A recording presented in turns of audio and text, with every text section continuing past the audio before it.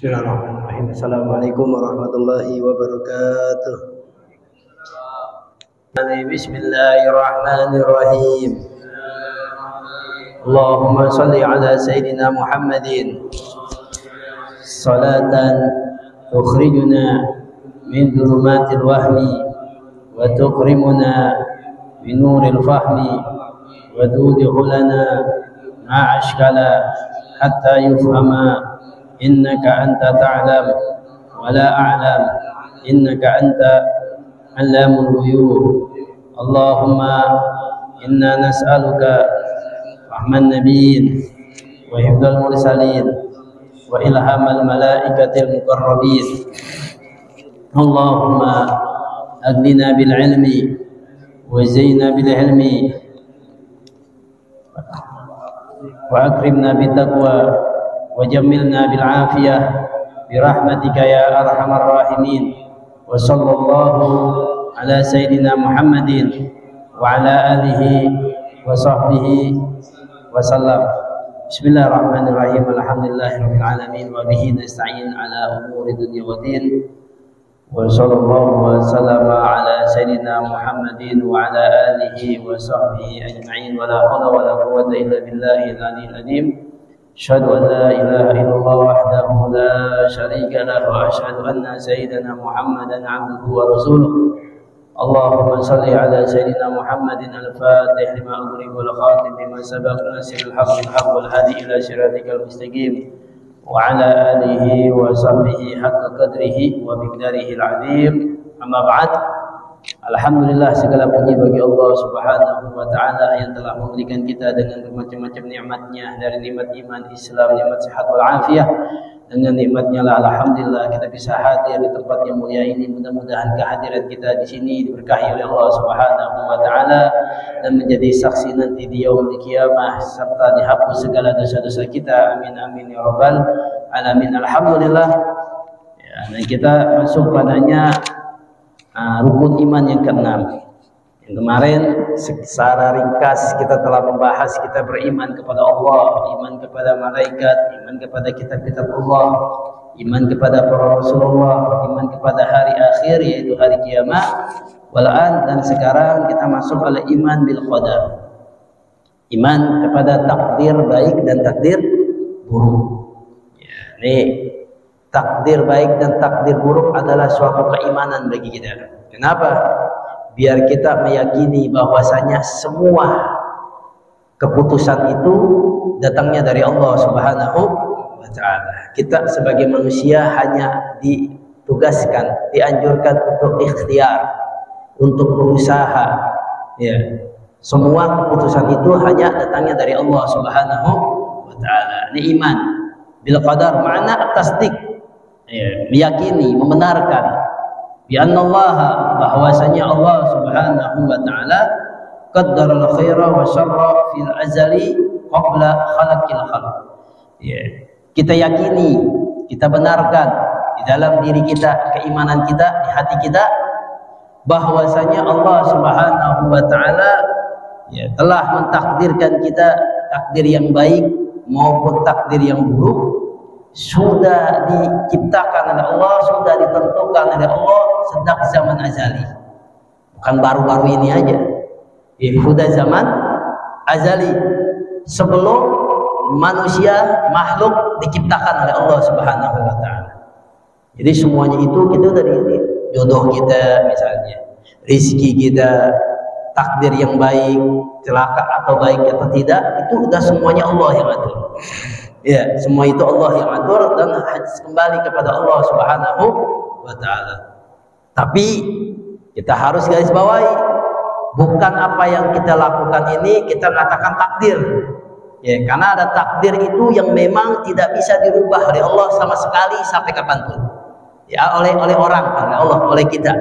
Tidak bisa dirubah sama sekali. Ya, kita nggak bisa majuin, nggak bisa mundurin. Udah ketentuan Allah Subhanahu wa taala. Ada yang takdir yang mana Allah Subhanahu wa taala bisa merubahnya atas usahanya orang tersebut. Ya, dirubah gitu. Jadi nggak semena-mena ya, kita ini misalnya keadaannya miskin misalnya, nggak punya apa-apa, ya udah ada takdir ya Allah. Nggak begitu juga. Ya, ada takdir yang mana Allah bisa akan merubah. Ya, bil kasbi, dengan usaha dia. Dengan usaha dia, tapi kita bukan berarti dengan usaha Allah akan mengangkat kita jadi kaya. Enggak. Ya, semua itu kembali lagi kepada Allah, takdir minallah. Apakah Allah memberikan kita takdirnya menjadi orang yang berhasil atau takdirnya kepada orang yang tidak berhasil? Ya, kencengan ya. Ngaung jadinya. Ya, fala yakunu qa'in min khairin wa syarrin wa nafdurrin illa biqada'ihi wa qadarihi wa iradatihi wa masyiatihi. Ya, tidaklah bisa seseorang itu membalikannya kebaikan ataupun keburukan itu, ya, menciptakan kebaikan atau menciptakan manfaat baginya atau keburukan baginya, illa biqada'ihi, kecuali semua atas qadanya Allah, kehendaknya Allah, qadarnya Allah, keinginannya Allah. Ya, semua itu tidak ada kita di dunia ini kalau Allah tentukan itu tidak, ya tidak. Jadi kita nggak bisa berpuasa di muka bumi ini semua atas dasar qada dan qadarnya Allah Subhanahu wa taala. Ya. Nah, ini wa fa jami'u af'alul ibad sawa'un kana ikhtiyariyah atau ittirariyah makhluqatan lillahi taala. Ya, semua itu maupun perbuatan kita, ibadah kita seorang hamba ini, semua itu maupun usaha dia maupun yang lainnya itu, ya, tidak lain itu bukan, itu adalah ciptaan Allah Subhanahu wa taala, kehendak Allah Subhanahu wa taala. Makanya ada yang namanya rizki itu ada dua. Ada yang namanya rizki kasbi, ada ghair kasbi. Ya, kasbi ada ghair kasbi. Kalau ghair kasbi itu emang sudah Allah berikan rizki padanya. Ya, tanpa dia usaha Allah udah kasih. Ya, selama dia itu masih diberikan rezeki, jatah rezekinya masih ada. Ya, selama jatah rezekinya masih ada. Jadi ketika kita baru lahir itu kita ditentuin rezeki kita oleh Allah. Misal, ini contoh aja biar kita ngambil gampangnya aja. Ente selama dunia sampai mati misalnya 1 triliun misalnya. Rezeki ente. Ya, nggak bakalan mati kalau belum habis tuh rezeki ente. Ya, itu yang namanya ghair kasbi misalnya. Ya, itu nggak hanya rezeki makan saja. Ya, pokoknya pengeluarannya, ya, pengeluarannya nggak bakal habis kalau enggak dihabisin. Bahasanya kayak begitu. Ya, bahasa gitu. Nggak bakalan bisa. Ya, makanya ada orang yang sakit walaupun sakitnya parah, ya, nggak mati-mati. Emang kalau misalnya rezekinya belum habis, ya belum mati-mati. Ya, itu udah ketentuan Allah Subhanahu wa taala. Umur. Makanya orang yang panjang umurnya, orang yang silaturahim, dua kebonusan apa? Rizkinya ditambah, otomatis kalau rezeki ditambah, akan umurnya menjadi panjang. Orang kalau ditambah rizki berarti umurnya ditambahin lagi oleh Allah Subhanahu wa taala. Nah, ini takdir min Allah. Ya, rizki kasbi. Kalau misalnya ghair kasbi ini, ya udah ketentuan Allah. Ya, tanpa usaha dikasih oleh Allah. Tanpa ada perjuangan dikasih oleh Allah. Tidak tidur aja misalnya di masjid, tiba-tiba ada yang kasih berkat, tiba-tiba ada yang kasih duit, tiba-tiba ghairu kasbi. Emang rezeki dari Allah Subhanahu wa taala udah ketentuan Allah. Sampai kapanpun nggak ada yang bisa mencegahnya. Nggak ada yang bisa mencegahnya orang tersebut ketika memberikan orang tersebut suatu rezeki. Ya. Ada rezeki yang tidak bisa didapat. Nah, ini dia nih. Tanpa dia usaha. Nah, jadi rezeki tanpa dia usaha. Itu namanya bil kasbi, dengan usaha dia. Ya. Harusnya dia di sini aja dapat 50.000, dia jalan bisa dapat 200 atau 300.000. Ini bil kasbi. Nah, ini rizki takdir minallah yang bisa dirubah oleh Allah Subhanahu wa taala bagi orang hambanya yang ingin berusaha padanya. Iya. Jadi kita harus tahu takdir itu ada dua, ada takdir yang baik maupun takdir yang buruk. Semua itu kehendak Allah Subhanahu wa taala. Makanya ya di akhir di dalam ini Al Habib Zain bin Ibrahim beliau katakan al-aqidatul mujmalah. Ini kita harusnya baca nih. Ya, ntar insyaallah kalau aneh ada waktu tinggal aneh printin doang nih. Al-aqidatul mujmalah ini kalau bisa dibaca di pagi atau di sore hari. Ya, kita printin kertas atau pakai HP kita kirimin pakai apa namanya? PDF. Ya, di HP kan bisa kemana-mana. Kok kertas hilang besok ya. Lupa narok, kita baca aja ini. Kenapa? Tujuannya satu, karena di akhir zaman ini cobaan fitnah yang amat besar itu adalah fitnah akidah. Ya, fitnah orang keluarnya dari akidah Ahlus Sunnah wal Jamaah. Ini udah banyak nih sekarang nih. Ya, udah banyak. Ya, dari segi manapun, dari arah kiri, arah kanan, arah bawah, arah apapun, ya fitnahnya. Kita baca yang dimana kita sering dengar ini. Bahkan ada sebagian pasti hafal. Ya, nah ini wajib wa ba'du aqidatul mujmalah yang dikarang oleh Al-Imam Habib Abdullah bin Ali Al-Haddad. Mujmalah ini akidah secara lengkap, secara global. Ya, bagi kita yakini apa? Wa ba'du fa inna walhamdulillah qad radina billahi rabbah wa bil islami dina wa bi Muhammadin nabiyyan wa rasula wa bil Qur'ani imama wa bil Ka'bati qiblah wa bil mu'minina ikhwana wa tabara'na min kulli dinin yukhalifu dinal Islam. Wa amanna bi kulli kitabin anzalallahu wa bi kulli rasulin arsalallahu wa bi malaikatillah wa bil qadri khairihi wa syarrihi wa bil yaumil akhir wa bi kulli ma jaa bihi Muhammadun Rasulullah sallallahu alaihi wasallam anillah. Ala dzalika nahya wa alaihi namut wa alaihi nub'atu insyaallah minal aminin alladziina la khaufun alaihim wa la hum yahzanun bi fadlikallahumma ya rabbal alamin. Udah segini doang. Ya, kita niatin dengan membaca kita setiap hari, ya keturunan kita, anak-anak kita dijauhkan dari fitnah-fitnah akhir zaman ini, akidah khususnya. Wa ba'du fa innal hamdulillah. Ya sedikit. Ya, dengan mengucapkan alhamdulillah qad radina billahi rabban. Sungguh ya, kami redho Allah sebagai Tuhan kami. Ya, artinya aku redho, aku rela bahwasanya Allah menjadi Tuhan kami. Ya. Wabil Islami dina, dan Islam adalah agama kami. Wabi Muhammad, dan Islam sebagai agama. Ya, wabi Muhammadin nabiyyan wa rasulah, dan Nabi Muhammad sallallahu alaihi wasallam adalah nabi dan rasul. Ya, kita baca. Wabil Qur'ani imama, dan Al-Qur'an sebagai imam kami, pedoman kami. Ya. Wabil Ka'bati qiblah, dan Ka'bah sebagai kiblat kiblat. Wabil mu'minina ikhwana, dan orang-orang mukmin adalah saudara sebagai saudara kita. Ya, orang-orang mukmin sebagai saudara kita. Wa tabara'na min kulli dinin yukhalifu dinal Islam, dan kami membebaskan diri, berlepas diri dari segala agama, semua agama yang bertentangan, yang berlainan dengan agama Islam. Artinya saya tidak melepas diri itu dengan agama-agama yang lain kecuali aja agama Islam. Ya, tidak ada agama yang kita yakini kecuali agama Islam. Ya. Wa amanna bi kulli kitabin anzalallah, dan kami benar-benar beriman. Ya. Bi kulli kitabin, di semua kitab-kitab yang Allah pernah turunin. Beriman tuh masih kita wajib. Ya, beriman segala kitab-kitab yang Allah pernah turunkan kepada nabi-nabinya. Lebih-lebih terakhir benar-benar beriman kepada Al-Quran. Ya, dan kitab-kitab kitabin anzalallah, dengan kitab ya, segala kitab yang Allah turun. Ya, wa amanna, dan kami turun bi kulli kitabin, segala kitab anzalallah yang Allah turunkan. Wa bi kulli rasulin arsalahullah, dan semua rasul, beriman kepada semua rasul yang Allah pernah utus. Ya. Wa bi malaikatillah, dan beriman kepada para malaikat-malaikat Allah. Wa bil qadri khairihi wa syarrihi, dan kita beriman kepada takdir baik dan takdir buruk.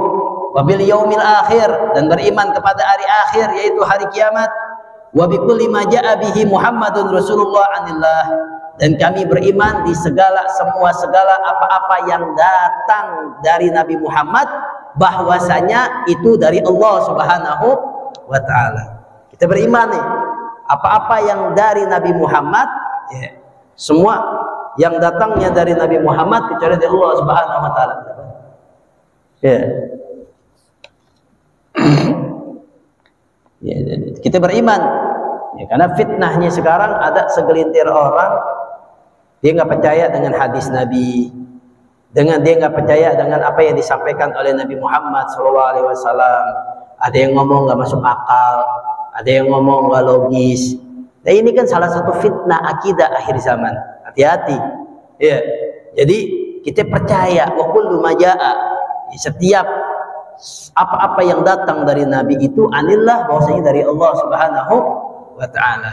Ya, hati-hati. Wa ma yantiqu anil hawa in huwa illa yuhi. Ya, semua ucapan, semua apapun ya datangnya dari Allah Subhanahu wa taala. Jadi kalau ada suatu datangnya, cukup kita percaya aja. Ya, apalagi kalau hadisnya hadis mutawatir. Ya, apalagi yang dibawa Al-Qur'an. Ya, karena kita datangi banyak sekelompok orang, ada yang nggak percaya, nggak. Apalagi hadis arba'in nomor 4 tuh. Ya, tentang begini, tentang penciptaan ini. Ini nggak percaya, nggak sesuai dengan apa? Inian apa? Kedokteran begini, banyak macam-macam. Nggak masuk akal, begini. Ada orang yang kayak begitu. Nah, ini akidah ini. Secara tidak langsung akidahnya sudah miring, ya, sudah berpengaruh artinya, keluar dari ajaran Nabi kita Muhammad Shallallahu Alaihi Wasallam. Ya, hati-hati kalau itu hadisnya sahih, apabila hadisnya benar-benar betul, mutawatir, atau hadisnya betul-betul bukan hadis maudhu, bukan hadis bohong, bukan hadis yang dikatakan hadis tapi bukan, ini benar hadisnya rawahu Muslim, Bukhari. Makanya bagi orang yang ahli sunnah wal jamaah, ya, wajib kita percayai walaupun apa secara kasat mata, secara akliyah mungkin tidak masuk akal, tapi ketahuilah semua itu datangnya dari Allah Subhanahu wa taala. Sebenarnya masuk akal, karena akal kita aja yang kadang-kadang tidak mampu untuk menelaah, mempelajari dari ilmunya Nabi kita Muhammad Shallallahu Alaihi Wasallam. Ini hati-hati, ini pengaruh keimanan nih, ya, pengaruh keimanan. Apabila nggak masuk akal, ya. Ada orang misalnya ada hadis, 2 hadis nih contoh. Ini yang baru-baru ini nih lagi matang nih. Ya, ada orang tua ngomong bahwasanya ada 2 hadis. Ya, kita tuh nggak wajib untuk apa? Mengikuti atau mencintai keturunan Nabi Muhammad. Hadisnya salah satunya dari keturunan wa dzurriyyati min ahli baiti. Jadi itu ada hadis yang mengatakan kitabullah, kita berpegang teguh kepada kitab Allah dan berpeganglah kepada keturunanku, kata Nabi, yaitu ahli baiti. Itu ada. Tapi ada hadis yang lain mengatakan kitab Allah, kita berpegang kepada kitab Allah, dan wasunnati, dan sunnahku. Ya kan? Ada yang begini. Nah, ini orang ya mengatakan apa? Ini hadis yang berpegang kitab Allah dan keturunan Nabi, ini nggak logis. Ini kan bahaya begini. Padahal dalam riwayat hadis yang paling kuat kitabullah wa ahli baitihi, dan keturunan Nabi Muhammad SAW di dalam hadis, karena riwayat Imam Muslim. Kalau kitabullah wa sunnati ini di bawahnya Imam Muslim di dalam riwayat. Ini di dalam kitab di riwayat Imam Hakim fil Mustadraknya. Ya, Imam Hakim sama Imam Muslim kalau derajatnya hadis, ya itu tinggian apa? Tinggian Imam Muslim. Contoh, kalau misalnya ada hadis yang berpedoman ya hukum yang riwayat Imam Muslim sama Imam Hakim, yang diambil oleh ulama mayoritasnya adalah Imam Muslim, karena kan lebih kuat. Ya, bukan berarti kita ini berlainan. Oh, karena dia hasud, karena dia iri, akhirnya mengatakan apa? Hadis ini nggak masuk akal. Nah, ini kan jadi apa? Ini intinya kelemahan dari keimanan kita kepada Allah Subhanahu wa taala. Hati-hati kalau kita ngomong. Ya. Nah, ini bersangkut paut dengan apa? Wa qul lima jaa bihi Muhammadun Rasulullah sallallahu alaihi wasallam. Jadi artinya dia secara tidak langsung tidak meyakini ucapan dari Nabi kita Muhammad Shallallahu Alaihi Wasallam. Ya artinya Nabi Muhammad mengatakan tidak logis. Padahal Imam Muslim mengatakan bahwasanya hadis ini tidak bertentangan dengan hadis Kitabullah wa Sunnati. Ya, Kitabullah wa Sunnati. Nah, beliau ambil contoh mungkin ada zuriat Nabi yang menyeleng-leng, ya, yang menjauh dari ajaran Islam, itu bukan jadikan hujah. Kalau jadikan hujah itu salah besar. Itu orang bodoh namanya. Ya, ini dasarnya Nabi katakan bahwasanya itulah salah satunya, bahwasanya zuriat Nabi tidak akan terputus, tidak akan kiamat sampai zuriat Nabi itu tiada. Kalau nggak ada, baru kiamat akan turun. Sampai-sampai Imam Mahdi itu salah satu keturunan Nabi kita Muhammad Shallallahu Alaihi Wasallam. Ini hati-hati. Ini salah satu kena goyangan dari akidah akhir zaman. Ya, makanya yang dulunya aman-aman aja terserang dikit. Nah, makanya kita baca ini setiap pagi dan setiap sore biar iman kita dikuatkan oleh Allah Subhanahu wa Ta'ala. Ala dzalika nahya. Begitu juga wa alaihi namut. Ya, atasnya hidup kami, mati kami, wa alaihi nub'atsu insyaallah minal aminin, dan kami dibangkitkan dari Allah, dibangkitkan nanti insyaallah dalam keadaan aman. Alladzina la khaufun alaihim, yang mana tidak ada rasa takut kepada mereka, walahum yahzanun, dan tidak ada yang namanya sedih. Ya, bifadlikallahumma ya rabbal alamin. Nanti kita dibangkitkan tidak takut, tidak apa, dengan kita akidahnya Ahlus Sunnah wal Jamaah. Ini penting bagi kita. Karena ini akhir zaman ini repot urusannya. Ya, karena kita akidah ini yang digoyangkan. Ada lagi orang yang mengatakan jangan percaya dengan apa? Dengan perkataan-perkataan ulama-ulama yang sudah mati. Ini kan akidah ini ujurannya. Artinya kita nggak boleh pendapat kita aja udah. Akhirnya kita mempedomkan hadis atau mempedomkan Al-Qur'anul Karim sesuai pendapat kita, nggak usah pendapat para ulama. Ini kacau yang kayak begini. Ya, ini tergoyangnya tidak lain tidak bukan karenanya akidah. Makanya bagi kita ya senantiasa selalu apa? Menguatkan akidah kita, yaitu akidah Ahlus Sunnah wal Jamaah. Ini rukun imannya, rukun Islamnya kuatin. Adapun yang terakhir yang kita bahas nanti ada apa? Al-ihsan. Jadi arkanul iman, arkanuddin itu ada 3. Ya, yang kita tahu itu kan ada 2 dulu yang kita pelajarin dari TK sampai dewasa, itu 2 mulu yang kita sebutin. Yang pertama arkanul Islam. Ini arkanuddin itu rukun-rukun agama. Jadi rukun-rukun agama itu ada 3. Yang pertama arkanul Islam. Ya, kita udah bahas rukun-rukun Islam. Yang kedua arkanul iman. Rukun-rukun iman. Yang terakhir arkanul ihsan. Yaitu rukun-rukun ihsan. Ya, arkanuddin. Yang terakhir al-ihsan. Maksudnya arkanuddin yaitu al-ihsan. Ihsan apa sih ihsan? Yang kita akan bahas.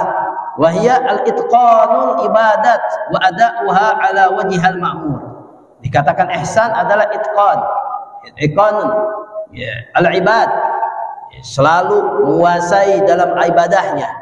Ya, istiqomah atau tekun di dalam beribadah, di dalam melaksanakan ibadah ala wajhil ma'mur, yang apa-apa yang diperintahkan oleh Allah Subhanahu wa Ta'ala. Ini ihsan. Jadi orang sampai derajat ihsan kalau dia tekun di dalam ibadahnya, ya, di dalam khusyuk, dan dia menguasai di dalam ibadah tersebut. Ya, minal khusyuk, dari khusyuk, ya, wal hudur hadir, wal ikhlas, ya, ikhlas, wal hudu itu apa? Hudu itu dia merendahkan diri kepada Allah. Ya, ini ihsan. Wal khusyuk, dia khusyuk. Ya. Wal ikhlas, dia ikhlas. Wal hudur, hadir di dalam ibadah tersebut. Ya, artinya dia ibadah tersebut nggak lari kemana-mana. Ya, kadang-kadang kita sholat itu mikirin sono, mikirin sini, namanya nggak hadir, nggak hudur. Kalau hudur itu dia itu sholat, dia sholat. Ya, khusyuk, dia khusyuk. Ya, tenang. Nah, ini namanya al-ihsan. Ya, adanya dia menguasai atau tekun dalam ibadah-ibadah atau perintah pelaksanaannya yang diperintahkan oleh Allah Subhanahu wa Ta'ala, minal khusyuk, dari kekhusyuan, wal hudu, dari kerendahan, wal ikhlas, dari keikhlasan, wal hudur, dan dari kehadiran, wa mimma yahmilu ala dzalikal istihdar jalailullahi azamati, dan dari salah satu keihsanan kita ini ya adalah menghadirkan Allah di dalam ibadah kita. Kita kalau misalnya ihsan, salah satunya mudahnya adalah kita hadirkan Allah di dalam ibadah kita. Ya. Wa syuhudu ru'yati likulli ahadin fi sukunihi wa harakatihi. Ya. Jadi kita diam aja. Ya. Kita seakan-akan Allah Subhanahu wa taala kama asyara ila hadis Nabi an ta'budullaha ka'annaka tarahu fa illam takun tarahu fa innahu yarak. Salah satu meningkatkan sifat ihsan kita kepada Allah dalam ibadah kita adalah menghadirkan Allah di hadapan kita. Menghadirkan Allah di depan kita. Sebagaimana hadis Nabi sallallahu alaihi wasallam katakan an ta'budullaha ka'annaka tarahu. Nabi katakan, engkau beribadah kepada Allah seakan-akan Allah melihat kamu. Seakan-akan kamu melihat Allah. An ta'budullaha ka'annaka tarahu. Kamu beribadah kepada Allah seakan-akan engkau melihat Allah. Gimana kalau kita lihat Allah? Pasti kita akan khusyuk, khudu, ikhlas dan hadir gitu. Fa illam takun tarahu fa innahu yarak. Kalau kita tidak mampu, tidak bisa melihat Allah, ketahuilah bahwasanya Allah melihat kita. Kita kan kalau dilihat manusia aja lah, jangan Allah lah. Kita kan dulu pernah sekolah, ketika ujian pengawas di depan, liatin gitu. Berani kita nyontek? Nggak berani. Khusyuk, dan lirik aja nggak berani. Nengok kiri kanannya nggak berani. Kenapa? Karena kita tahu sedang dipantau oleh yang namanya pengawas. Nah kalau dalam ibadah kita hadirkan Allah dan Allah kita yakini bahwasanya Allah melihat kita, tidak mungkin kita akan keluar pandangan kita selain kita beribadat kepada Allah Subhanahu wa taala. Pasti khusyuk. Pasti kita nggak bakalan kita melengsono atau mikirin yang mana yang lain kecuali hanya Allah Subhanahu wa taala. Paling tidaknya meningkatkan dari masuknya ibadah yaitu ihsan. Sifat ihsan ini apa? Kita hadirkan Allah Subhanahu wa taala di dalam diri kita. Fa'ala abdi, maka wajib bagi seorang hamba an yuraqiba rabbahu fi jami' ahwal. Kita wajib bagi kita untuk apa seorang hamba? Bahwasanya Tuhannya telah mengawasi kita di jami'il ahwal, di seluruh keadaan. Kalau kita ingin memiliki sifat ihsan di dalam ibadah kita yakini di diri kita bahwasanya apa? Di dalam keadaan pun Allah Subhanahu wa taala yuraqib, telah mengawasi kita. Kalau kita mau ngawasi nggak mau kemana-mana, takut. Diawasin terus menerus. Diawasin. Kalau kita misalnya nyewa mobil, misalnya rental, pakai GPS, nggak boleh keluar kota. Kita nggak bakalan. Kenapa? Diawasi dengan apa? GPS tersebut. Nggak berani kita akan bermaksiat. Nggak berani kita akan melanggar maksudnya. Kalau melanggar kita kena hukuman, kena denda. Karena kenapa? Takut. Karena kenapa? Diawasi. Takut awasan. Nah kalau diri kita, maka seorang hamba wajib baginya apa?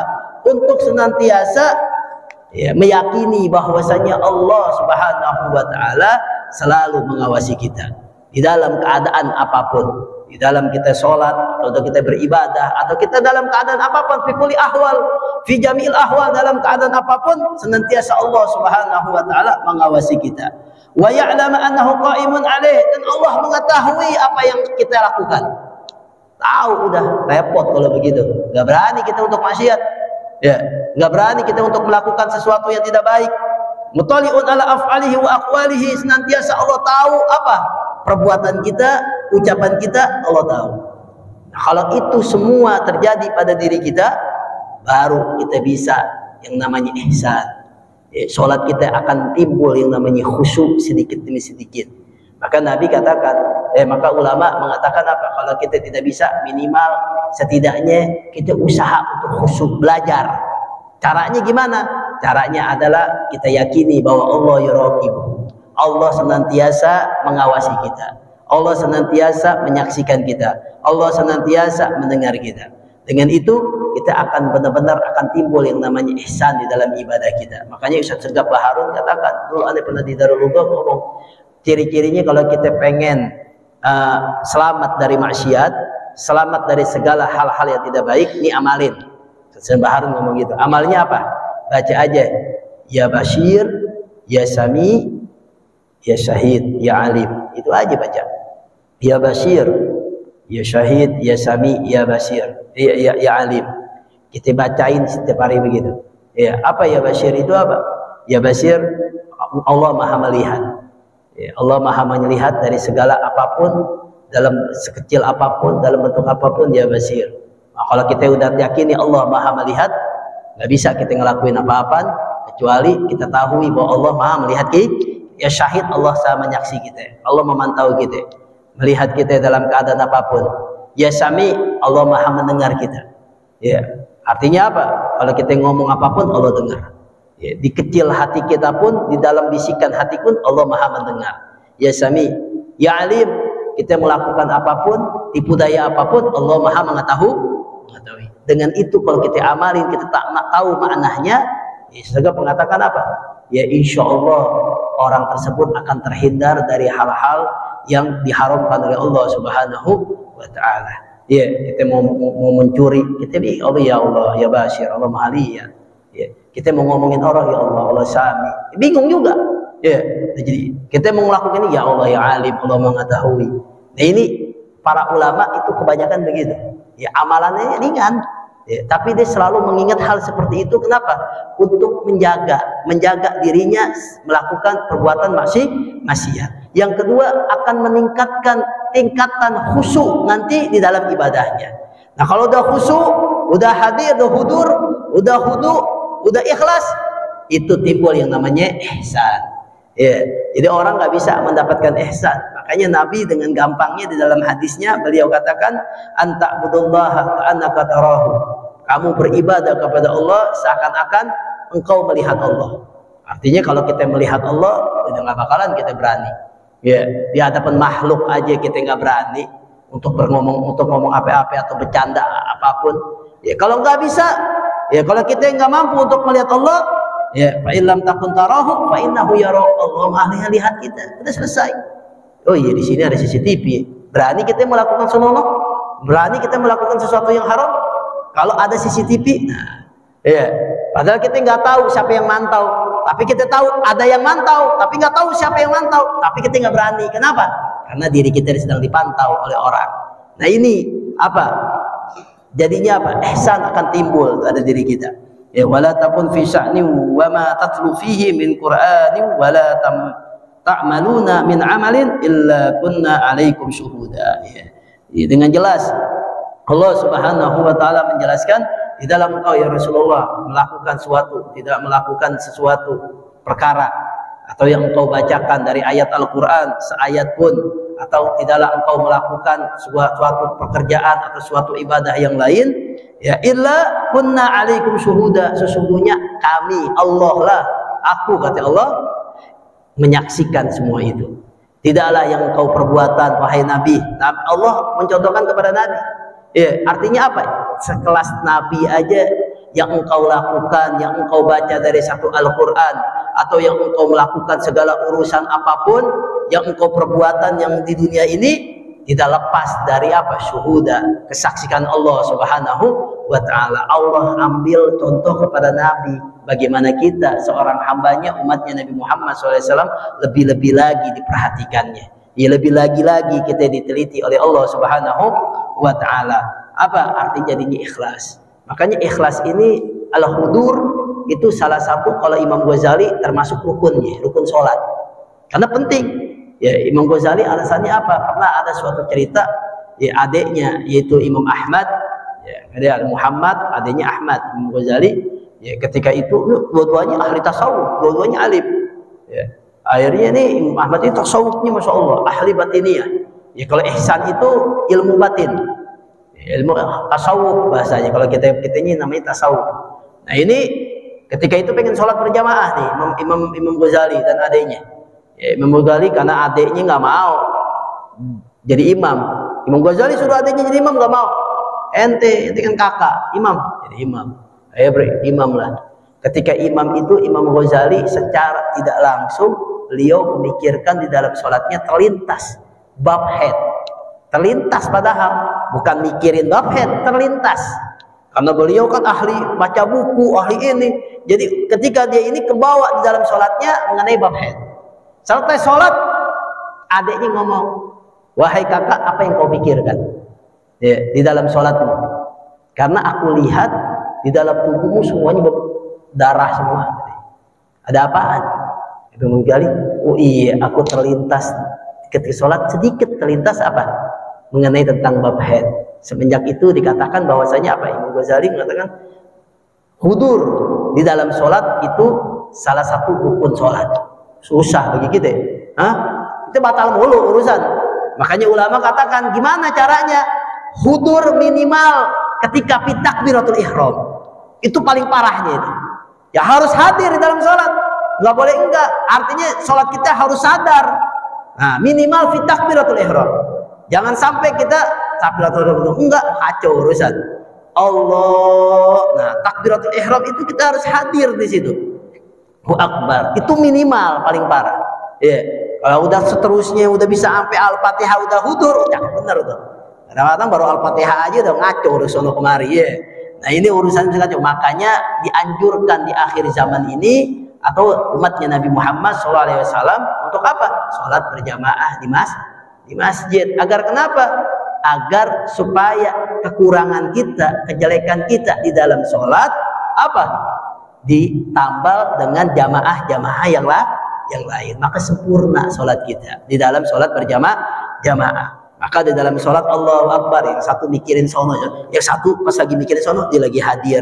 Di dalam ruku kita nggak hadir, yang satu lagi hadir. Jadi itu ditambal-tambal semuanya jadi sempurna. Ini yang dibilang, yang dianjurkan untuk sholat berjamaah. Semakin banyak apa ibadah sholat berjamaah, semakin afdoliyah ya di dalam sholat tersebut, pahalanya semakin besar.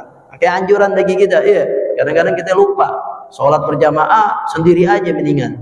Udah datang ke masjid tercakap sholat sendiri, ini salah. Ya ajak teman kita untuk berjamaah, yuk bantuin, tolong. Ya itu kenapa? Biar sempurna kita. Sebenarnya bisa aja sholat sendiri nggak masalah, cuman kan bisa ente hadir dari takbiratul ihram sampai salam. Ya kalau mau sempurna sulit. Ya, walaupun sih sah-sah aja kalau dia misalnya rukun dan yang lainnya itu tidak melenceng dalam rukunnya, sah. Tapi diterima enggak di dalam sholatnya? Kalau kita di dalam sholat itu tidak khusyuk di dalam perintah Allah Subhanahu wa Ta'ala, ini penting. Makanya anjurannya begitu, khusyuk. Ya, supaya yang atuh khusyuk kita enggak khusyuk. Kalau berjamaah kan gabungan tuh, enak aja dah kalau jamaah dah. Ya, udah jamaah udah enak kan? Udah enak udah. Ya, udah sempurna semuanya. Bolong-bolongnya udah ditambalin sama teman-temannya yang lain.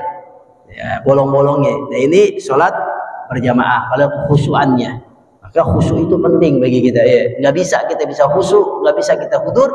Ya, nggak bisa kita hudu, ikhlas. Kalau apa?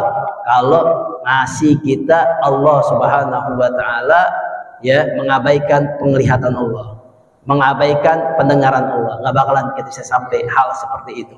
Ya, nggak bakalan kita bisa akan benar-benar khusyuk di hadapan Allah Subhanahu wa Ta'ala. Karena apapun yang kita lakukan, apapun yang kita ucapkan, semuanya datangnya dari Allah Subhanahu wa Ta'ala, Maha melihat dan Maha menyaksikan. Nah, ini fa'alal abdi, maka wajib ya an yuraqiba rabbahu. Senantiasa Allah senantiasa mengawasi dia.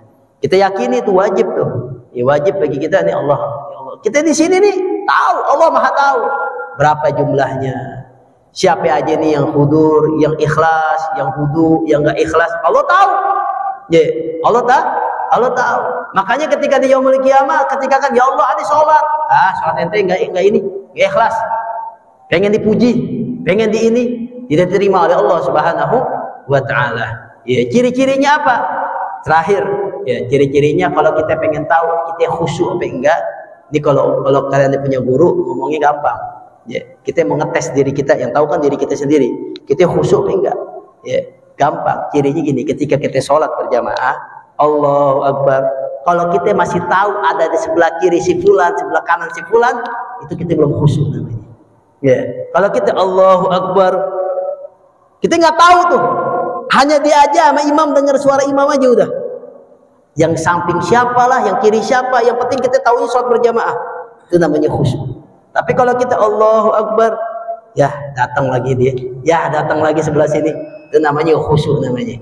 Ya, kita mau tahu latih diri kita, kekhusyuan kita gimana itu?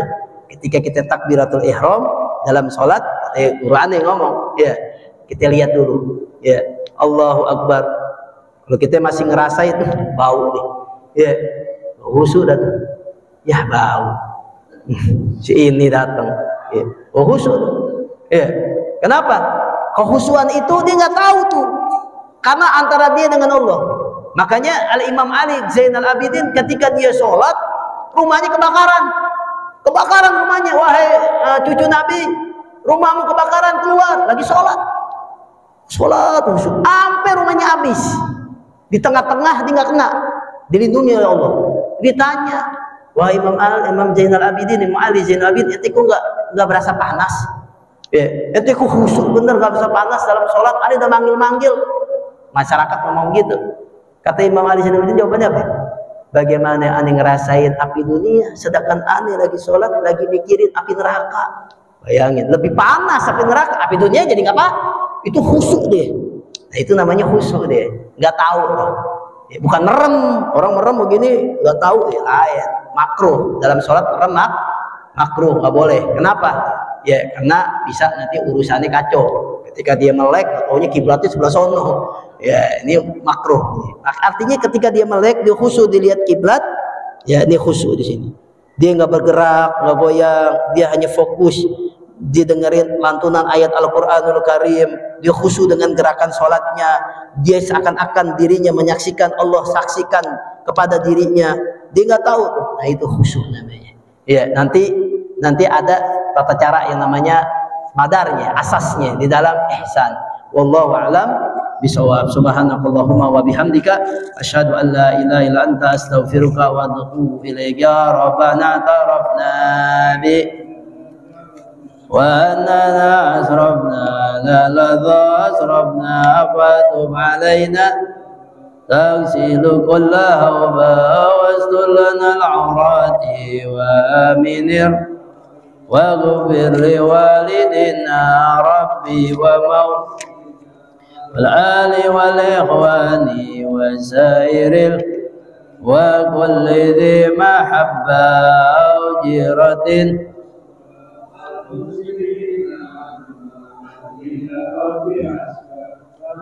وجود من نال بسبب منا بالمصطفى الرسول نادى بكل صلى وسلم ربي عليه عد